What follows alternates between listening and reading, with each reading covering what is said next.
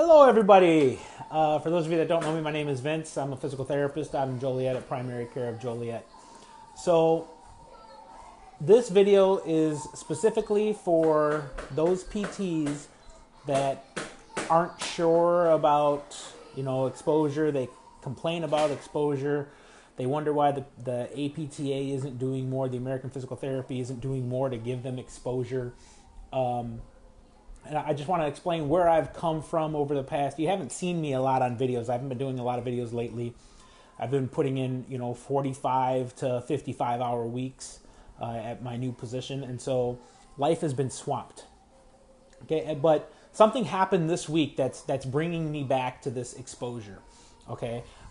In physical therapy, we have something called the reserve capacity. Right? Meaning that, if you can walk, let's say you can walk 2 miles an hour, but really you have the ability to walk that 4 or 5 miles per hour. The difference between 2 miles an hour, which is your regular walking speed, and that 4 to 5 is called your reserve gait speed. That's like what you have in the tank. All right. It's what you've built up over your years of living that you could actually push yourself into that direction if you had to. I've built up a lot of reserve in terms of public exposure and getting out there into the public and doing what I do in terms of, community events, health fairs. Last year, I want to say that I was probably in front of people, faces, shaking hands with probably 1,000 people. And building up that reserve, I guess you could call that a marketing reserve or what have you, community relations reserve. Building up that reserve allows me to take a step back and focus on just put head down and work and be in the clinic and treat patients and still have that marketing available to me at any point in time that I want to get back to it. I got a call this week from a big union in my area that said, hey, we heard you were doing all of these lectures and we'd love to have you come out and give us some information about physical therapy and what you do. This gets back to the people who complain about them not having enough exposure, and really it comes down to you're not putting in enough work. I hate to say it like that, but if you put the time in, and it's not hard, it's just time, right? We have the knowledge. You go to school for all of these years, and then you continue to study to make yourself better, and you run your own business, and it comes down to just a little bit of time, right? So when I first started doing this, I took this is a game plan for anybody out there who's complaining about exposure, who's not sure how to do it. I'll tell you exactly what I did. I got a list of churches within a 10-mile radius of my clinic, and I called every single one of those churches. And I said, would you be interested in having a physical therapist, a doctor of physical therapy, come out and speak to your parishioners about health and wellness, physical therapy, back pain, balance, falls, whatever you would like. I'll come out and talk to you guys about that. And you'll hear my baby in the background because it just never ends in our house. So it's kids. And so I spoke to, emailed, sent letters out, sent postcards out to every church in a 10-mile radius. And that was a lot of churches. It was like 64. And out of those churches, I landed like 3, right? And so one church put me in front of 60 people. But that one church that put me in front of 60 people led me to different organizations and other groups that now puts me in front of anywhere from 20 to 40 people per month, right? New people.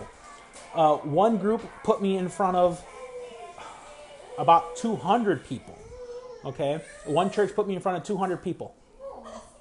Though that 200 people now is putting me in front of unions, putting me in front of other groups. And so it's not hard, but you have to start somewhere. And so to complain about exposure that the APTA isn't promoting physical therapy, that's our job too, right? We can't just depend on our national association to do it.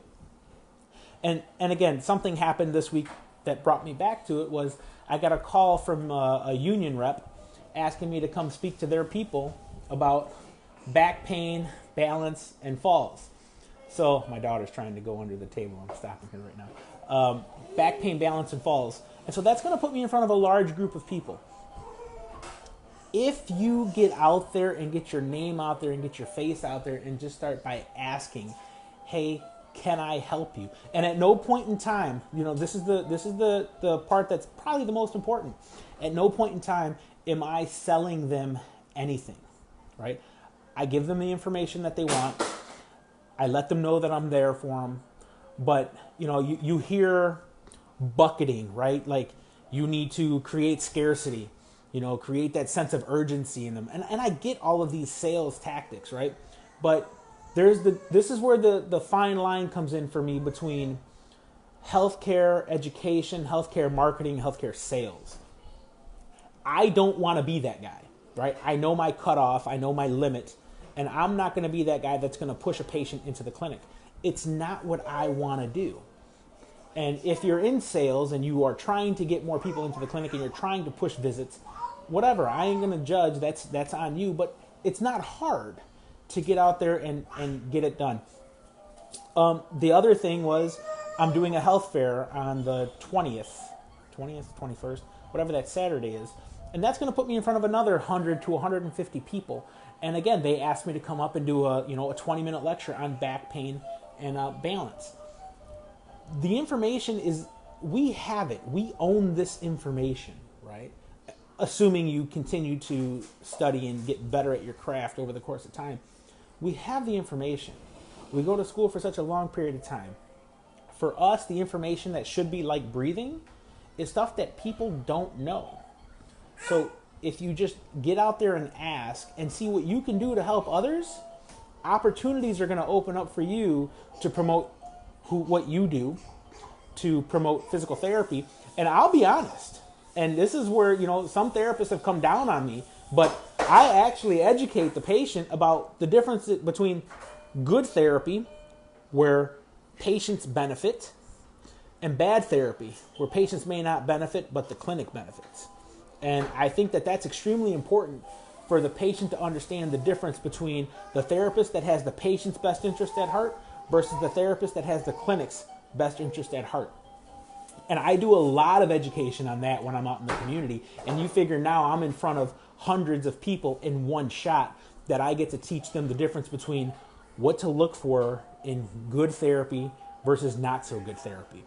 And that's important. And a lot of patients now are trickling back towards me from all of the stuff that I've done in the past year in my new position. They actually went out and found me because I haven't done a lot of promoting of myself over the past 4 to 6 months in my area, because I've just been really busy with trying to establish and build and create systems and such. So, but now that I'm getting back into marketing, as I'm able to cut down my clinic hours, patient face-to-face, I can get back out to doing what I was doing before, and that's just community relationships.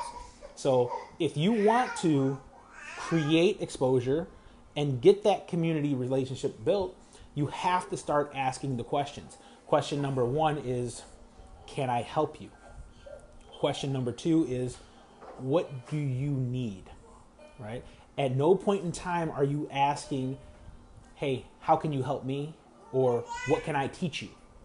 It's, what can I do for you? How can I help you?